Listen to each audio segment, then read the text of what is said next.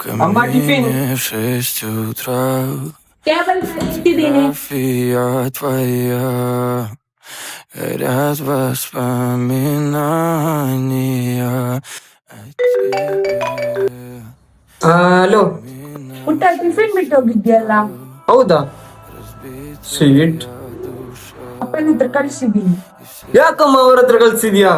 ಅಪ್ಪನ ಹತ್ರ ಕಳ್ಸಿ ಆಗಿದೆ. ನನ್ ಮರ್ಯಾದೆ ಹೋಗ್ತದೆ, ಇಡು ಫೋನ್. В камине в 6 утра. ನೀನ್ಯಾಕೆ ಈ ಕಡೆ ಬಂದದ್ದು? ಏನ್ ಮಗ ಈ ತರ ಹೇಳುದು?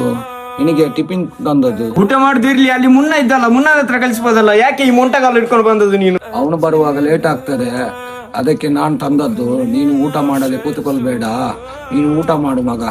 ಯಾರು ಸರ್ ಇಲ್ಲಿ ಒಳಗೆ ನಿಂತು ಮಾತಾಡುದು? ಅದ್ ನನ್ ಮನೆ ಕೆಲ್ಸಗಾರ ಸರ್.